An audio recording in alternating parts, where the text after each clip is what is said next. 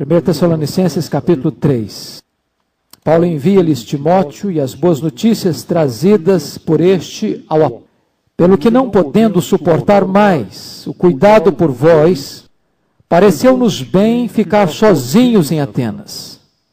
E enviamos nosso irmão Timóteo, ministro de Deus no Evangelho de Cristo, para em benefício da vossa fé, confirmar-vos, porque vós mesmos sabeis que estamos designados para isto. Pois quando ainda estávamos convosco, predissemos que íamos ser afligidos, o que de fato aconteceu, e é do vosso conhecimento. Foi por isso que, já não me sendo possível continuar esperando, mandei indagar o estado da vossa fé, temendo que o tentador vos provasse, e se tornasse inútil o nosso labor. Agora, porém, com o regresso de Timóteo, vindo do vosso meio, trazendo-nos boas notícias da vossa fé e do vosso amor, e ainda de que sempre guardais grata lembrança de nós, desejando muito ver-nos, como aliás também nós a vós outros. Sim, irmãos, por isso, fomos consolados acerca de vós pela vossa fé, apesar de todas as nossas privações e tribulação. Porque agora vivemos, se aqui estáis firmados no Senhor. Pois que ação de graças podemos tributar a Deus no tocante a vós outros, por toda a alegria com que nos regozijamos por vossa causa diante do nosso Deus, orando noite e dia com o máximo empenho, para vos ver pessoalmente e reparar as deficiências da vossa fé. Ora, o nosso mesmo Deus e Pai, e Jesus nosso Senhor, dirijam-nos o caminho até vós, e o Senhor vos faça crescer e aumentar no amor uns para com os outros, e para com todos, isento de culpa, na presença de nosso Deus e Pai, na vinda de nosso Senhor Jesus, com todos os seus santos. Amém. Nós vamos meditar sobre o tema As marcas de um pastor de almas. Nesses 2 primeiros capítulos desta carta, Paulo tratou de como ele plantou a igreja, como a igreja nasceu, como ele pastoreou a igreja. E agora, neste capítulo, Paulo vai tratar do processo do amadurecimento na fé desta igreja. O amadurecimento na fé, a confirmação na fé, a firmeza na fé, é o grande foco deste capítulo. Se você perceber, dos versos 1 a 10, a palavra fé é citada 5 vezes. No verso 2, no verso 5, no verso 6, no verso 7, no verso 10. De tal maneira que esta igreja, que nasceu num parto de dor, que começou a crescer debaixo de intensa perseguição, estava correndo o risco de ser ameaçada, do fruto do trabalho de Paulo perecer, mas agora esta igreja revela que no meio de tanta turbulência, ela permanece firme na fé, apesar da situação tão adversa.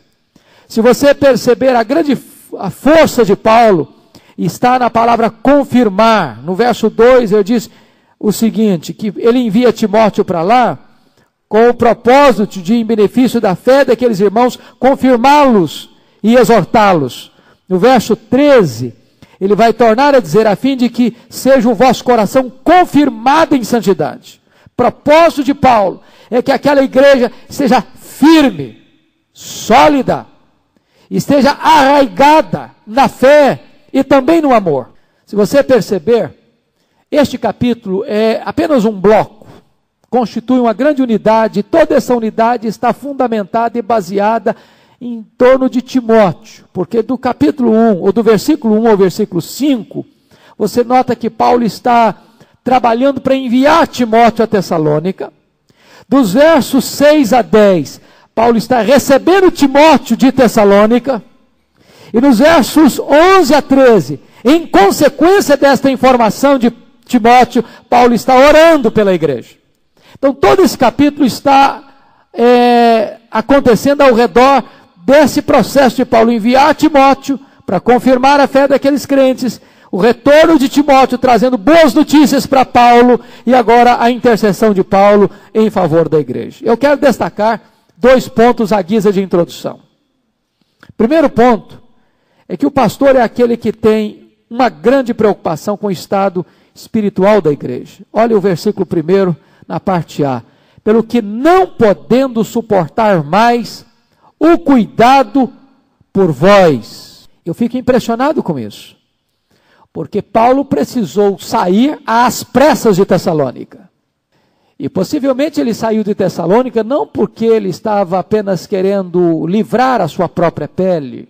O problema é que Tessalônica era uma cidade livre, e como tal, os judeus alvoroçaram a cidade e fizeram um tumulto público na cidade. E se não fora isso, apenas uma agitação pública, eles foram à casa de Jason, onde Paulo estava hospedado, e arrastaram-no até as autoridades, os politarcas, e fizeram com que Jason assinasse um edito ou um documento de que Paulo não poderia mais retornar àquela cidade. E de certa forma Paulo foge dessa cidade para a cidade de Bereia, exatamente para não trazer um transtorno maior à casa de Jason, àqueles novos crentes, e para que a cidade não corresse o risco de perder o seu status de cidade livre no Império Romano. Mas Paulo saiu, mas deixou lá seu coração. Ele saiu fisicamente, mas não saiu emocionalmente. Ele saiu fisicamente, mas ele permaneceu com o coração ligado àqueles crentes.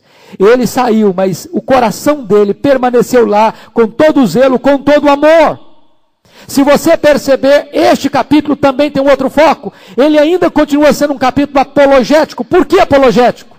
Porque quando Paulo saiu, os rebeldes, ou os inimigos, ou os críticos de Paulo, começaram a seduzir os novos crentes, dizendo o seguinte: está vendo aí, este Paulo não se importa com vocês, ele não ama vocês, ele abandonou vocês, ele nunca mais vai voltar para vocês, ele não tem mais nenhuma preocupação com vocês. E Paulo escreve esse capítulo para mostrar para aquela igreja de Tessalônica que na verdade ele sempre se importou com eles, que ele não podia suportar mais a ausência deles, que ele não aguentava mais passar mais tempo sem ter notícias do estado daqueles crentes.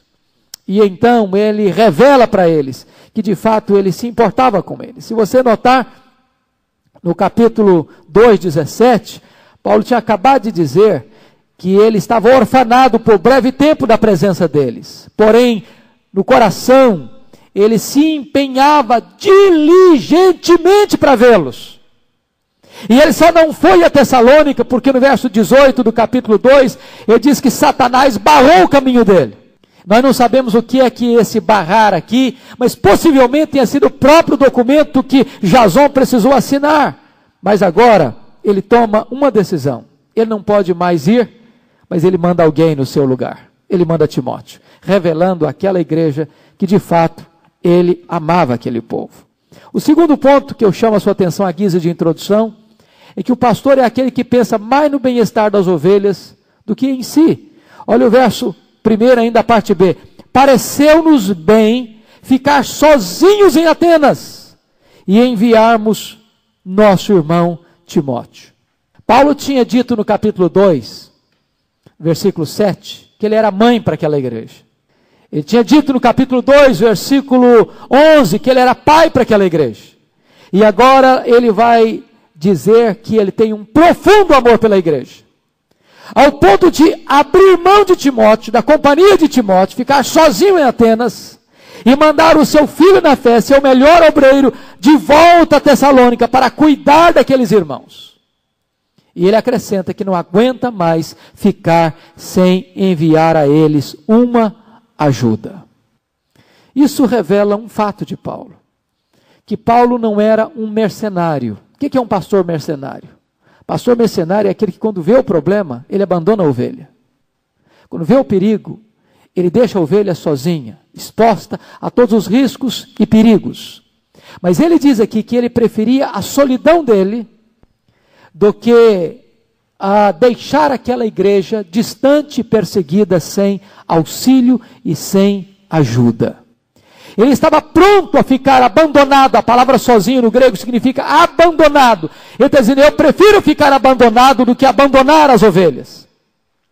Eu prefiro ficar só do que as ovelhas ficarem só. E ele então demonstra um grande amor por aquele povo. E ele demonstra que o pastor está mais preocupado com o bem-estar da ovelha do que com o seu próprio bem-estar. Alguém já disse que Paulo foi como uma vela. E uma vela brilha com a mesma intensidade até acabar. Paulo, até o último minuto da sua vida, demonstrou amor, demonstrou zelo, demonstrou interesse pelas igrejas de Deus. E aqui então eu quero chamar a sua atenção para nós olharmos para o retrato deste pastor de almas e vermos 3 lições preciosíssimas que ele vai nos ensinar. A primeira lição é que ele envia à igreja um consolador. Essa verdade está expressa nos versos 1 a 5. E note comigo, no verso 1 ainda, o zelo de Paulo. Paulo não era apenas um evangelista. O evangelista, às vezes, é aquela pessoa que sai de cidade em cidade, fazendo campanhas, pregando em cruzadas, pregando em grandes encontros, fazendo grandes colheitas. Mas ele não tem a preocupação de dar continuidade àquele trabalho, de manter ou nutrir, ou aconselhar, ou pastorear, ou discipular aqueles crentes. Paulo não era apenas evangelista, Paulo era pastor. E é por isso que como pastor ele vela pelas ovelhas. Como mãe, ele nutre, como a mãe pega uma criança recém-nascida em seu colo para amamentá-la e para dar-lhe carinho. Como um pai, ele protege, ele sustenta e ele ensina os seus filhos. Ele prefere ficar abandonado a abandonar as suas ovelhas. Ele demonstra zelo. Mas agora o zelo dele, o amor dele, implica em enviar Timóteo. Vamos ver aqui o caráter de Timóteo. Segundo ponto. Versículo 2. E enviamos nosso irmão Timóteo, ministro de Deus no Evangelho de Cristo, para, em benefício da vossa fé, confirmar-vos e exortar-vos. Note 3 coisas sobre Timóteo aqui. Primeiro, ele era um obreiro crente. Ele fala que enviou Timóteo, nosso irmão. Quando ele diz que ele envia Timóteo, nosso irmão, ele está querendo dizer que Timóteo era um companheiro crente. Que Timóteo, pela graça soberana de Deus, pertencia à família de Cristo. Ou melhor, antes de falar dos dons e das habilidades de Timóteo, ele diz que Timóteo é alguém que faz parte da família de Deus, que é membro da família de Deus, que é alguém que vai compartilhar algo que ele possui. Por que é importante Paulo dizer isso? Porque, irmãos, é possível que alguém esteja engajado na liderança da igreja, envolvido com o trabalho de Deus, e ainda não ter sido transformado pelo Evangelho de Deus. Não tem nada mais perigoso do que o profissionalismo religioso, do que alguém estar fazendo a obra de Deus, sem ter sido transformado por essa obra de Deus. De alguém que está anunciando a graça de Deus, sem ser tocado por esta graça de Deus. De alguém querer pastorear ou conduzir o povo de Deus, sem que ele mesmo tenha uma experiência profunda com este evangelho que ele anuncia. Se você olhar hoje, por exemplo, a realidade evangélica brasileira e mundial, nós estamos vivendo uma crise de liderança espiritual. Por quê? Porque você vê pastores não convertidos no ministério. Pessoas que pregam para outras, mas elas não são convertidas. Nós vemos pastores não vocacionados no ministério. Gente que entrou para o pastorado ou para a liderança espiritual com a motivação errada. Estando no lugar errado. Fazendo a obra de Deus da maneira errada. Você vê líderes emocionalmente doentes no ministério, precisando ser cuidados e estão cuidando de outras pessoas. Você vê pastores preguiçosos, pastores avarentos, pastores apáticos e até mesmo pastores em escândalos, em pecados escandalosos na prática do ministério. Por isso Paulo escreve dizendo o seguinte: eu estou mandando para vocês o nosso irmão Timóteo, alguém crente, alguém que foi transformado por este evangelho que ele anuncia. Mas veja vocês, segundo lugar, Timóteo era um obreiro com mentalidade de servo. Timóteo, ministro de Deus no Evangelho de Cristo. A palavra ministro aí no grego é a palavra diácono. E diácono é aquele que serve. Diácono é aquele que está de prontidão para servir. Diácono é aquele que tem espírito de servo, que tem disposição para servir, que tem alegria para servir, que no coração dele há prontidão para estar à disposição, sempre para servir a alguém. Se você perceber, Timóteo era um diácono, no pleno sentido do termo, porque ele sempre esteve à disposição de Deus e de Paulo para ser enviado para onde Paulo precisasse. Por exemplo, ele foi enviado, por exemplo, para a igreja de Tessalônica, aqui o texto que estamos vendo. Ele foi enviado, por exemplo, para a igreja de Corinto. Ele foi enviado, por exemplo, para a igreja de Filipos. Paulo tinha um problema para resolver. Timóteo, vem cá, você vai lá fazer isso, isso, isso, isso e isso. E partia Timóteo, prontamente, obedientemente, submissamente. Ele tinha um coração de servo. Se você notar Filipenses 2, versículos 20 a 22, Paulo diz que não tinha ninguém igual a Timóteo. Alguém que pensasse na causa de Cristo e pensasse na igreja de Cristo, mais do que em si mesmo. Esse é um servo, esse é um diácono. Ele não está ali para servir a si, está ali para servir a outros. Ele não está ali para receber algo, ele está ali para dar algo. Ele não está ali para se abastecer das ovelhas, ele está ali para servir as ovelhas. Ele não está ali para se locupletar, ele está ali para abençoar. Ele é um servo, ele é ministro de Deus. E veja você que o raio desse serviço é a igreja de Deus, o evangelho de Deus. É o evangelho, ele serve no evangelho. Terceiro lugar, ele é um obreiro encorajador, para, em benefício da vossa fé, confirmar-vos e exortar-vos. O que significa isso? Timóteo era alguém que quando ele chegava, o ambiente melhorava. Timóteo era aquele tipo de pessoa que onde ele chegava, as pessoas eram encorajadas, eram fortalecidas. Esta palavra que aparece aqui, amados irmãos, exortar, é a palavra paracaléu, de onde vem chamar alguém para estar do seu lado, para encorajar você, para estimular você, para fortalecer você. E na igreja de Tessalônica, havia muita gente passando por lutas, gente perseguida, gente esmagada, gente que estava sendo pressionada, gente que estava sendo acuada. E vai lá Timóteo para dizer, meus irmãos, vamos prosseguir firmes, vamos permanecer inabaláveis, vamos continuar servindo ao Senhor, apesar das lutas, apesar das provas, apesar das dificuldades, apesar das aflições. E este é um homem encorajador. Como nós precisamos de obreiros de Deus que sejam assim. De alguém que não chega com a vara na mão, de alguém que não intimida, de alguém que não massacra, de alguém que não fecha a cara, de alguém que quando ele chega, as pessoas se sentem mais leves, mais aliviadas, mais encorajadas, mais estimuladas, mais felizes para conhecer a Deus, para andar com Deus. Timóteo era esse tipo de homem, ele era um encorajador. Por isso que Paulo o envia.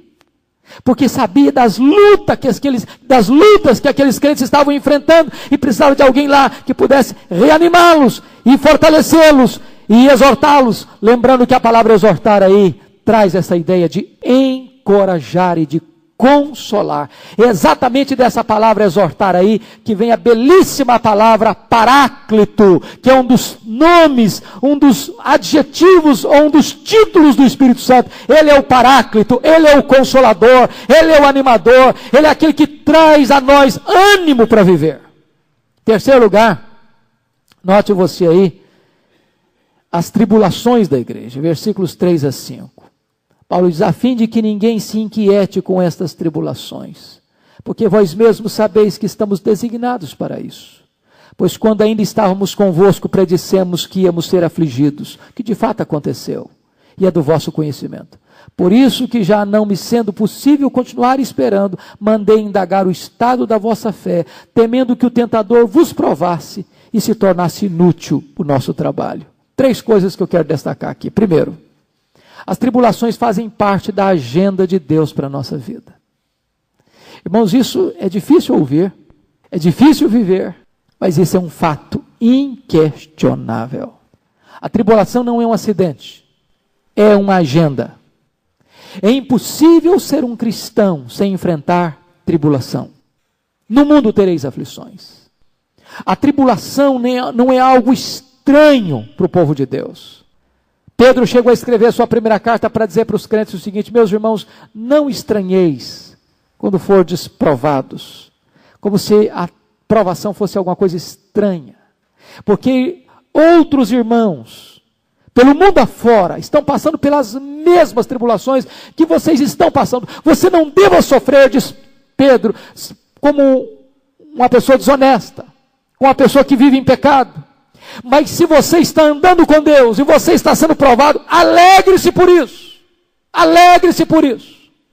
Porque a tribulação é algo natural na vida do cristão. Por isso Paulo diz, nós nos alegramos e nos regozijamos e nos gloriamos, não apenas na esperança da glória de Deus, mas nas próprias tribulações, sabendo que a tribulação produzirá perseverança, a perseverança produzirá a experiência, e a experiência produzirá a esperança. Aliás, Paulo diz a Timóteo o seguinte: todo aquele que quiser viver piedosamente em Cristo será perseguido.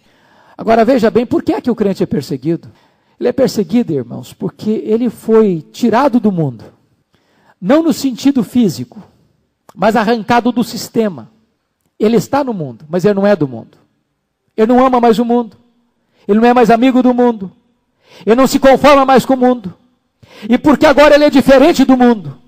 Porque agora a luz do crente denuncia as trevas do mundo. Porque a vida do crente agora mostra a maneira equivocada em que o mundo está vivendo. Então o mundo odeia o crente exatamente porque ele é seguidor de alguém que é diferente dele. Porque ele é parecido com Jesus. Porque odiou Jesus, também odeia aquele que segue a Jesus. E é por essa causa que a igreja de Tessalônica estava sendo perseguida, odiada, passando por tremendas tribulações. Eu quero dizer para você, meu amado, se você está passando por lutas, por provas, isso é absolutamente compatível com a fé cristã. Tiago chega a dizer, meus irmãos, tendo por motivo de toda alegria o passares por várias provações, sabendo que a provação da vossa fé, uma vez confirmada, produz perseverança. É isso que tem para o seu povo. Segundo lugar, as tribulações também trazem inquietação à igreja. Versículo 3, ele diz assim, a fim de que ninguém se inquiete com essas tribulações. É muito interessante essa palavra aqui. Essa palavra inquietar aqui na língua grega, ela era muito rara. E essa palavra vai ser usada lá por Homero, no grego clássico, para descrever um cachorro quando ele está abanando a sua cauda. Daí essa palavra, mais tarde, ganhou a conotação metafórica de bajulação. Bajulação. E essa palavra, então, vai trazer uma ideia muito sutil. Preste atenção aqui, para que ninguém vos inquiete com essas tribulações. O que Paulo está querendo dizer aqui é que Satanás é muito sutil para, num momento de angústia, de pressão, de dor, de tristeza, de tribulação, de opressão, seduzir você, bajular você, a ponto de, lisonjeando você, dizer o seguinte, olha, você não merece estar sofrendo tanto. Não é possível que você esteja sofrendo tanto. Não é possível que Deus goste de você, que Deus ame você passando por tudo isso. Não é possível que você continue nesse caminho estreito, apertado, limitado, difícil, espinhoso. E você está enfrentando tantas dificuldades. Levanta a sua cabeça. Olha tanta gente que não está sofrendo igual a você. Por que você vai continuar servindo esse Deus de forma tão fiel? Você passando por tantas lutas. E esse é o grande perigo aqui da sedução de Satanás. Foi dessa maneira que ele tentou Eva. Eva estava num jardim maravilhoso, mas Satanás chegou ao ponto de incutir na cabeça de Eva que ela estava sendo injustiçada, que ela merecia mais, que ela tinha maiores direitos, que ela podia alçar voos mais altos, que ela podia ser igual a Deus.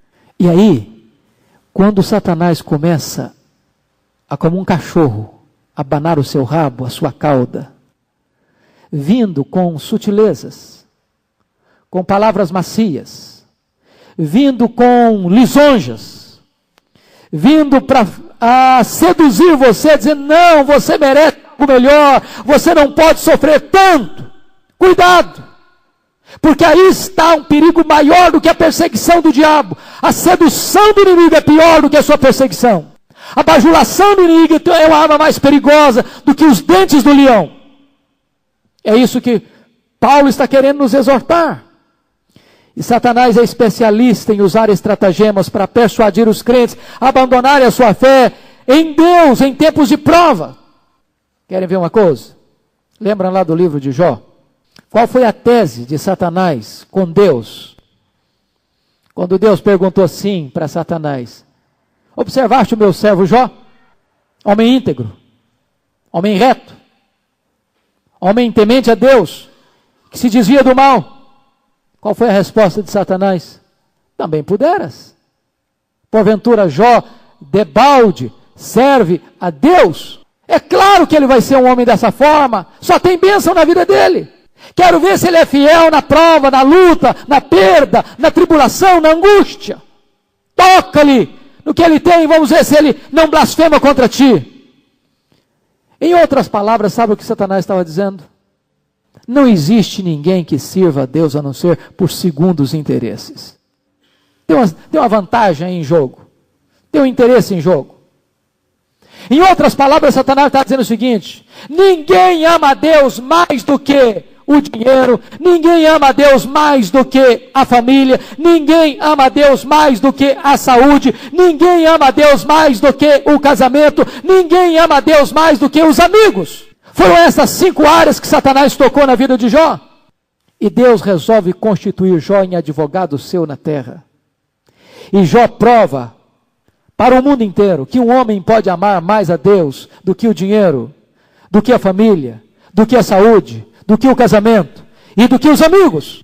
Mas a sutileza de Satanás foi sugerir que na prova, no vale, o homem não consegue ser fiel a Deus. Como é que estava sendo a sedução lá para os crentes de Tessalônica? Paulo prega o evangelho para eles, eles se convertem, Paulo precisa fugir, Paulo não consegue voltar, eles ficam órfãos da presença do Pai na fé, e agora os inimigos e os gentios pagãos começam a pressionar e a seduzir aqueles crentes novatos na fé. O que é isso? Está vendo aí? Vocês estão sendo perseguidos. Esse Paulo abandonou vocês. Ele não vai voltar mais para vocês. Ele não se importa mais com vocês. A única maneira das coisas aliviarem para vocês é vocês voltarem para o paganismo. Vão voltar, vamos continuar a nossa vida anterior. Para que Paulo manda Timóteo? Exatamente, olha o verso 3, a fim de que ninguém se inquiete com estas tribulações. Paulo manda Timóteo exatamente para corrigir esta dificuldade, porque o inimigo estava tentando atacar a igreja, ferir a igreja, através desta sedução, deste perigo. Terceiro lugar, as tribulações também podem trazer sérios riscos à causa do evangelho. Olha a parte, versículo 5, a parte B. Mandei indagar o estado da vossa fé, temendo que o tentador vos provasse e se tornasse inútil o nosso labor. O que Paulo está querendo dizer aqui, meus irmãos, é que nós não podemos fechar os olhos para um fato, de que vida cristã é uma luta sem intermitência, sem pausa, sem trégua. Este tentador, e você pode perceber que o tentador aí está iniciando com letra maiúscula, esse tentador, que é Satanás, que é o diabo, ele não dorme, ele não tira férias, ele não descansa, ele age diuturnamente, tramando, mentindo, tentando, perseguindo, colocando estratagemas e ciladas no caminho do povo de Deus, buscando meios e formas para anular a obra de Deus na sua vida. E Paulo é um homem que tem uma mente racional. Se você perceber a pregação de Paulo em Tessalônica, todos os 4 meios usados, todos eles foram para atingir a mente, a razão, o intelecto, a compreensão. Mas Paulo é um homem que crê na realidade espiritual. Paulo é um homem que crê que o diabo não é um mito, não é uma lenda, não é uma energia negativa, que Satanás é um ser pensante, que está agindo, que está atuando, que está maquinando, que está arquitetando, que está trabalhando 24 horas por dia para desestabilizar e destruir a obra que foi feita. E a igreja precisa cautelar-se sobre isso, para que o nosso trabalho não seja em vão. Por isso Paulo trabalhava e procurava manter o resultado do seu trabalho. Vamos ao segundo ponto, irmãos. Paulo, como pastor, enviou-lhes um encorajador. Mas Paulo, como pastor, recebeu da igreja notícias consoladoras. Versículos 6 a 8. Agora, porém, com o regresso de Timóteo, vindo do vosso meio, trazendo-nos boas notícias da vossa fé e do vosso amor, e ainda de que sempre guardais grata lembrança de nós, desejando muito ver-nos, como aliás também nós a vós outros. Sim, irmãos, por isso fomos consolados acerca de vós, pela vossa fé, apesar de todas as nossas privações e tribulação, porque agora vivemos, se aqui estáis firmados no Senhor. 3 coisas eu chamo a sua atenção aqui. Primeiro, boas notícias da relação dos crentes com Deus e com o apóstolo. Do mesmo jeito que Timóteo foi um representante de Paulo à igreja de Tessalônica, Timóteo é um representante da igreja de Tessalônica para Paulo. E o que é que está encorajando Paulo? É o fato de ele saber que aqueles crentes estão arraigados na fé e firmes no amor. Preste atenção aqui. De Atenas a Tessalônica era longe, muito longe, era quase 500 quilômetros. Naquele tempo isso era uma grande viagem. E Paulo estava tão aflito que ele desejou ir àquela igreja várias vezes, pelo menos 2 ele disse: eu tentei ir, Satanás me barrou o caminho. Chegou um ponto em que Paulo diz: eu não aguento mais, eu não aguento mais, eu preciso mandar alguém para saber como é que estão aqueles irmãos na fé, porque ele saiu debaixo de perseguição, eram crentes novos, que podiam certamente ser seduzidos a voltar ao paganismo. E notem vocês com que alegria Paulo recebe esta notícia. Quando Timóteo chega, disse: Paulo, os crentes não desanimaram, não retrocederam, não se intimidaram. Apesar da perseguição, Paulo, eles estão firmes na fé, eles estão arraigados no amor, eles não se esqueceram de você, Paulo, apesar de toda a campanha difamatória contra você pelos inimigos da fé cristã. Eles guardam grata memória da sua presença, da sua estada lá em Tessalônica. Isso alegrou profundamente a alma de Paulo. O que significa isso? Significa que Paulo valorizava relacionamentos.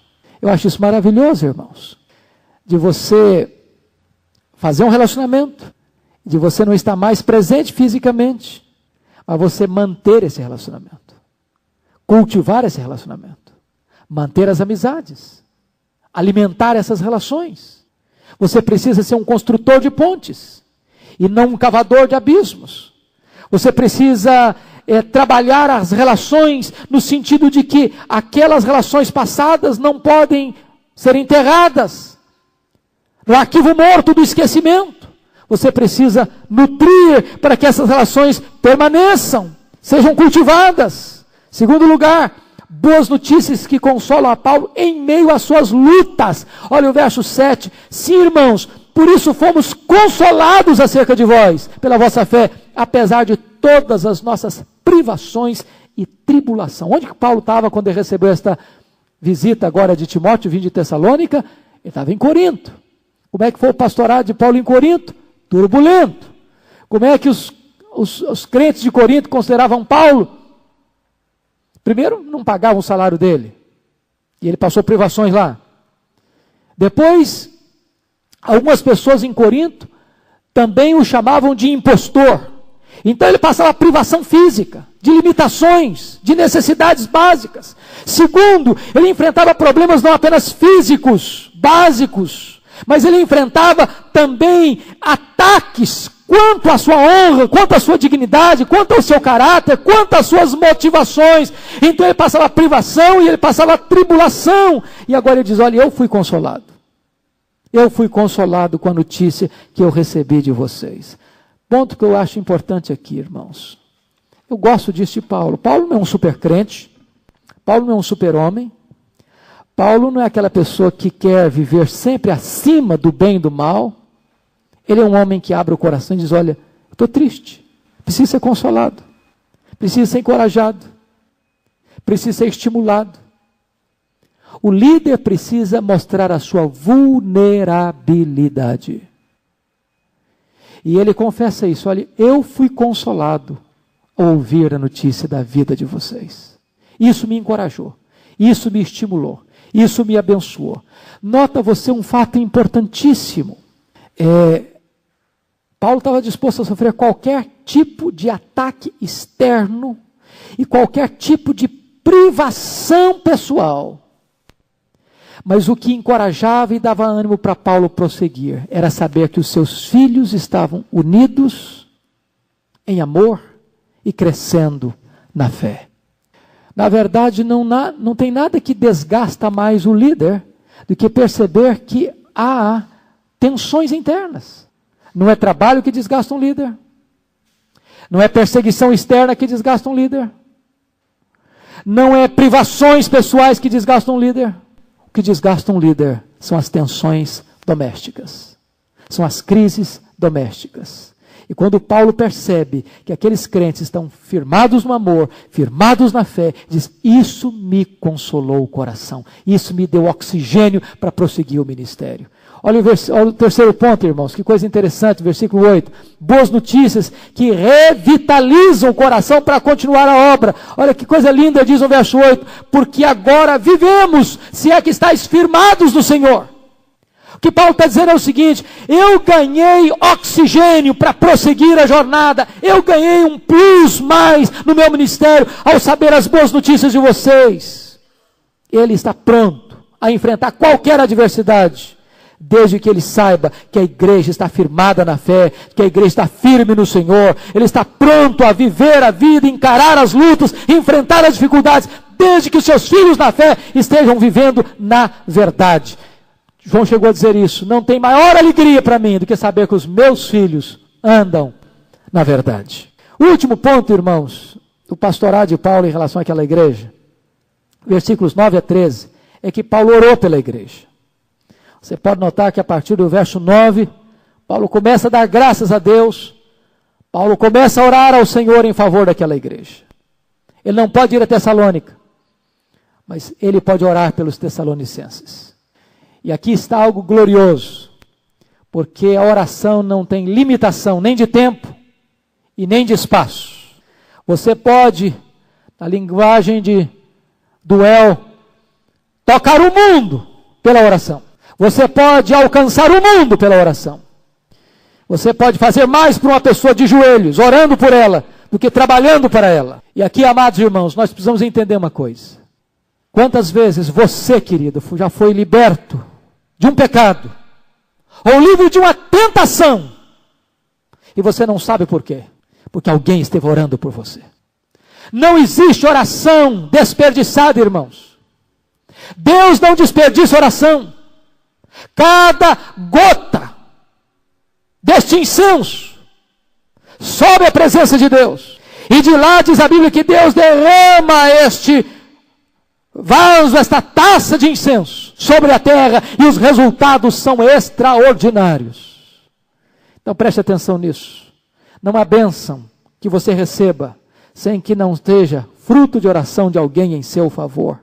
Isso porque Deus estabeleceu assim. O Deus que age soberanamente em resposta às orações da sua igreja. Então ore por alguém, interceda por alguém, clame a Deus por alguém, receba e peça oração. Eu acho maravilhoso. Paulo, ele dizia o seguinte, ele orava sem cessar pela igreja, e ele não se cansava de pedir oração para a igreja. Orem por mim, irmãos, orem por mim, orem por mim, orem por mim, ore para que uma porta me abra, ore para que uma oportunidade seja alcançada. Ele sempre está orando. Agora note uma coisa, a quem ele ora? A quem ele ora? Olha o versículo 11, ora, o nosso mesmo Deus e Pai, e Jesus nosso Senhor, dirige-nos o caminho até vós. Ele ora a Deus, o soberano Deus, Criador, sustentador do universo. O Deus que chama cada estrela pelo seu nome, o Deus que conhece cada célula do seu corpo, o Deus que governa, que reina soberano, absoluto no universo. Mas esse Deus é o seu Pai. Ele é o Deus transcendente, mas Ele é o Deus imanente. Ele é o Deus que governa os céus e a terra, mas Ele é o Deus que conhece o seu nome. Ele é o Deus que conhece a sua lágrima. Ele é o seu Pai. E Ele se dirige também a Jesus. Você vai notar 3 coisas nesta oração de Paulo. Primeiro, olha o verso 9. Paulo ora com grande gratidão. Pois que ação de graças podemos tributar a Deus no tocante a vós outros. Segundo lugar, ele ora com perseverança. Olha o verso 10. Orando noite e dia. Noite e dia. Terceiro, ele ora com intensidade. Olha o verso 10, parte B. Com máximo empenho. Irmãos, Paulo era um homem intenso. Se existe uma característica de Paulo, era intensidade. Ele não sabia fazer nada pela metade. Ele não sabia fazer nada de corpo mole. Ele não sabia fazer nada assim, de corda bamba. Quando ele se entregava a um projeto, ele se entregava de corpo e alma, com todo o seu ser, com toda a sua alma, com toda a sua força. É assim que ele ora, com perseverança. É assim que ele ora. Esse homem ora de uma maneira perseverante, noite e dia, com intensidade, com toda diligência. E que coisa maravilhosa, no verso 11. Ele ora pelas coisas mais comezinhas, ordinárias da vida. Ora, o nosso mesmo Deus e Pai, e Jesus nosso Senhor, dirijam-nos o caminho até vós. Eu quero ir a Tessalônica. Satanás barrou o caminho. E ele não desiste. Ele não desiste. Ele ora ao Pai, ele ora a Jesus, pedindo ao Deus Pai, pedindo ao Senhor Jesus, para abrir o caminho para ele, para dirigir o caminho dele a Tessalônica. Você já orou por coisas ordinárias assim, querido? Às vezes a gente só pensa que a gente deve orar por coisas grandes ou extraordinárias. Você se levanta de manhã e ora e diz: Deus, dirige a minha agenda hoje, Senhor. Abençoa meu trabalho hoje, meu Deus. Você vai sair com o seu carro para fazer uma viagem pequena ou curta, ou levar o seu filho na escola e diz: Deus, me conduz, me dirija, Senhor, abre o caminho, meu Deus. Irmãos, nós precisamos entender que o nosso Deus é o Deus das grandes e das pequenas coisas. É o Deus que você pode pedir um milagre de uma doença incurável, a libertação e a cura de uma doença incurável. E é o Deus que você pode pedir para levar o seu filho na escola e trazê-lo de volta, salvo e seguro. Abrir o caminho, destrancar os obstáculos. Agora veja você que Paulo vai orar por 3 motivos básicos. Primeiro, em primeiro lugar, Paulo orou para que eles pudessem ter uma fé madura. Olha aí os versos 9 e 10. Pois que ação de graças podemos tributar a Deus no tocante a vós outros, por toda a alegria com que nos regozijamos por vossa causa diante do nosso Deus, orando noite e dia com o máximo empenho. Para quê? Para vos ver pessoalmente e reparar as deficiências da vossa fé. O que esse homem tem no coração? Desejo de ver aqueles irmãos da fé e reparar a deficiência deles. A palavra reparar aqui, no grego, é a mesma palavra que está lá em Marcos 1, versículo 19, de remendar as redes. Era a mesma palavra usada no grego, por exemplo, para reconciliar facções políticas. E era o mesmo termo também da medicina para um termo cirúrgico de ajuntar os ossos quebrados. Havia deficiência na fé daquela igreja. Eles eram novos na fé, irmãos. Eu fico até imaginando que milagres de Deus, que Paulo passou lá 3 sábados na sinagoga, e Paulo teve tempo de ensinar tantas verdades, tantas coisas. Mas algumas deficiências existiam, por exemplo, em relação à doutrina da segunda vinda de Cristo. Algumas pessoas tinham deixado de trabalhar, porque acreditavam que Jesus ia voltar tão rapidamente, iminentemente, nos dias deles. Para que trabalhar? Vamos largar a mão de tudo e vamos esperar Jesus voltar. E depois o dinheiro acabou e eles começaram a viver de benevolência alheia. E Paulo diz: não, de jeito nenhum, está errado isso. Vocês vão trabalhar, vão cuidar dos negócios de vocês. Quem não quiser trabalhar também não coma. Vamos fazer o seguinte, Jesus vai voltar, nós cremos nisso, mas isso não é incompatível com o seu trabalho, com a sua responsabilidade, com a responsabilidade dos seus negócios, dos seus afazeres. Eles estavam também com a fé deficiente em relação aos irmãos que tinham morrido. E Paulo diz, eu quero que vocês não sejam como os demais que não têm esperança em relação aos que dormem. Os que dormem não estão em desvantagem. Aliás, eles estão em plena vantagem. Por quê? Porque aqueles que dormem, aqueles que morreram em Cristo, eles não estão dormindo na sepultura. O que está dormindo na sepultura é o corpo, a alma não, o espírito não. O espírito já foi para Deus. Já está reinando com Cristo. E esse espírito que está reinando com Cristo vai voltar. E antes dos vivos serem transformados e arrebatados, os mortos em Cristo ressuscitarão primeiro. Então vocês precisam fortalecer a esperança de vocês. Deram deficiências que Paulo queria corrigir, que Paulo queria acertar, remendar as redes, tapar as brechas do escudo da fé. Segunda coisa que Paulo orou, queridos irmãos, versículo 12. Paulo orou para que eles pudessem ter um amor profundo uns pelos outros. Olha aí. E o Senhor vos faça crescer e aumentar no amor uns para com os outros e para com todos, como também nós para convosco. Notem aqui duas coisas. Por que Paulo fez esse pedido? Porque o sofrimento, irmãos, pode ter efeitos opostos nas pessoas. O sofrimento pode amolecer ou pode endurecer. Você já viu alguma pessoa, quando passa por um sofrimento, ela se insurge contra Deus? Outra passa por um sofrimento e ela se quebranta diante de Deus? O sofrimento é como o sol. O mesmo sol que endurece o barro, amolece a cera. Então Paulo estava preocupado em que o sofrimento da perseguição daquela igreja levasse algum daqueles crentes a viverem de maneira egoísta e pudessem esquecer a prática do amor. E o que Paulo está querendo dizer é o seguinte, que a marca de uma igreja madura é o amor. O mundo vai conhecer que você é um discípulo de Cristo, é pelo amor. Nisto conhecerão todos que sois meus discípulos, se tiverdes amor uns pelos outros. O amor é o maior mandamento. A Bíblia chega a dizer o seguinte, você poderia ter todos os dons espirituais, se você não tiver amor, nada disso adianta. O Senhor Jesus Cristo disse em Apocalipse 2:4, que uma igreja pode ter doutrina, pode ser ortodoxa, pode ser fidelíssima na doutrina e jamais tolerar heresia, mas se ela não tiver amor, isso não agrada o Senhor Jesus. Por isso o Senhor Jesus disse para a igreja de Éfeso, Éfeso, eu tenho uma coisa contra ti, que tu abandonaste o teu primeiro amor. Então Paulo está orando por aquela igreja, para que aquela igreja pudesse experimentar amor, ser uma igreja plena de amor. E essa palavra que Paulo vai usar aqui, amados irmãos, é uma das palavras mais lindas da Bíblia. Vos faça crescer e aumentar. São palavras sinônimas, quando colocadas juntas. O que ele está dizendo aqui é como se fosse um rio de amor que vai transbordando, vai transbordando, vai transbordando e vai esparramando as suas águas pelas bordas e vai alcançando outras pessoas fora do seu leito. O que Paulo está dizendo aqui é o que está expresso. Olha, vem, não apenas amor uns para com os outros, mas para com todos. Todos quem? Todos quem? Tem que olhar o contexto. Até mesmo amar aqueles que perseguiam a eles. Amar os nossos pares é muito simples e é muito fácil.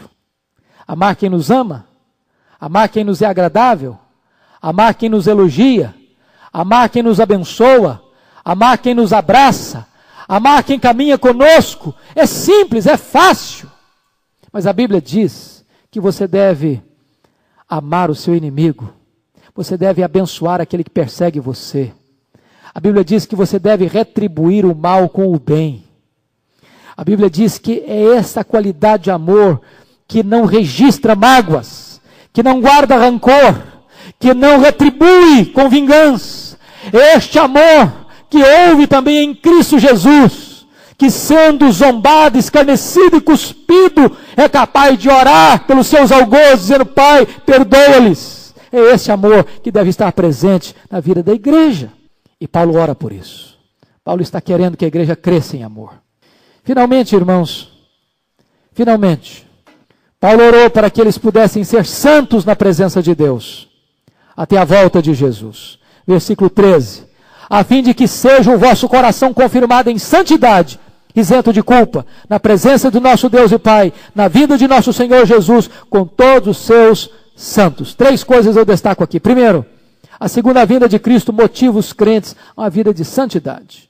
Aliás, queridos, leia a Bíblia e você vai ver que a escatologia, a doutrina das últimas coisas, ou especialmente a doutrina da segunda vinda de Cristo, sempre tem um propósito prático de levar a igreja à santidade. Não é apenas para matar a nossa curiosidade, não é apenas para cogitações frívolas, mas é para mostrar para a igreja, Jesus vai voltar, e se ele vai voltar, e se você um dia vai comparecer perante ele, e se você vai ter que dar conta da sua vida a ele, então você deve viver em santidade, porque aquele que aguarda a volta de Jesus, guarda-se a si mesmo puro, diz o apóstolo João no capítulo 3, versículo 3 da sua carta. Segunda coisa, a santidade de vida não é uma formalidade externa, mas uma vida vivida na presença de Deus. Olha aí, isento de culpa na presença de nosso Deus e Pai. Não tem nada mais perigoso para a igreja, irmãos, do que uma santidade formal, do que uma santidade de rito, de que uma santidade cerimonial, de que uma santidade de casca, de verniz, de fachada. A santidade dos fariseus, a santidade ritualística. Uma pessoa pode ser muito santa, ritualmente falando, cerimonialmente falando, externamente falando, e ter um coração podre. Foi por isso que Jesus censurou tanto os fariseus. Porque os fariseus tinham 2 pecados.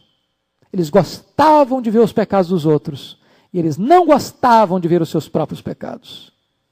Note isso. No dia que você encontrar uma pessoa que gosta muito de denunciar os pecados dos outros, ele está encobrindo os seus próprios. Porque quando você está tão ocupado em ver os seus próprios pecados, você não tem tempo para ficar olhando e bisbilhotando o pecado dos outros. Cada um chore pelos seus próprios pecados, lamente pelos seus próprios pecados. E Paulo está dizendo o seguinte, que a santidade que Deus quer, uma santidade que é uma vida inculpada, isento de culpa, na presença do nosso Deus e Pai. Santidade de coração, verdade no íntimo. Finalmente, terceiro lugar, a segunda vinda de Cristo nos mostra que o melhor ainda está por vir. Na vinda de nosso Senhor Jesus com todos os seus santos. É importante dizer que o cristianismo de forma nenhuma é uma religião pessimista, negativa. Ela não caminha para um ocaso, ela caminha para um amanhecer gloriosíssimo da vitória de Cristo, da vinda gloriosa de Jesus. Sua vinda física, pessoal, visível, poderosa, gloriosa, vencedora. E diz o apóstolo Paulo que ele virá com os seus santos, ou melhor, com todos os seus santos. Quem são esses santos? Certamente, irmãos, esses santos aqui não são apenas os anjos. Porque, na verdade, você, no Novo Testamento, a palavra santos aplicada aos anjos. Você sempre vai encontrar santos aplicada aos crentes, aos salvos, aos remidos. O que Paulo está querendo dizer? É que, quando um crente em Cristo Jesus morre, ele é bem-aventurado, ele é feliz. Porque diz a Bíblia em 2 Coríntios 5,8, que morrer para um crente é deixar o corpo e habitar com o Senhor. Diz Filipenses 1,23, que morrer para um crente é deixar este mundo e estar com Cristo, o que é incomparavelmente melhor. E eu pergunto a você, o que é que uma pessoa fica fazendo lá no céu? Ela está reinando com Cristo. Ela está desfrutando das glórias celestiais. Mas isso a teologia chama de estado intermediário. Por que estado intermediário? É porque esta glorificação ainda não foi completa. Por que não completa? Porque o que está no céu ainda é apenas a alma ou o espírito. O corpo ainda está no pó. Então o que vai acontecer na segunda vinda de Jesus? Logo que a trombeta de Deus ressoar, logo que der a voz do arcanjo, logo que o Rei da Glória vier na sua descida gloriosa entre nuvens, não ficará sequer um dos santos no céu. Um sequer. Todos virão com Jesus nesse glorioso cortejo. E diz a Bíblia que imediatamente este corpo que dormiu no pó vai ressuscitar, glorioso, poderoso, espiritual, celestial, semelhante ao corpo da glória do Senhor Jesus, e vai se unir ao glorificado. E então, diz a Bíblia, nós estaremos para sempre com o Senhor. E Paulo conclui a carta, capítulo 4, versículo 18 desta carta, dizendo: consolai-vos, pois, uns aos outros com estas palavras. O melhor está por vir. E eu quero concluir esta devocional perguntando a você: a condição espiritual dos crentes gera peso no seu coração, a ponto de você fazer sacrifícios pessoais para ajudá-los a crescerem na fé? Segunda pergunta: você tem orado pela igreja para que os crentes sejam mais firmes na fé e mais arraigados no amor? Terceira pergunta: você está vivendo em santidade? Quarta pergunta: você está preparado para a segunda vinda de Cristo? Que Deus nos ajude a refletir sobre essas questões.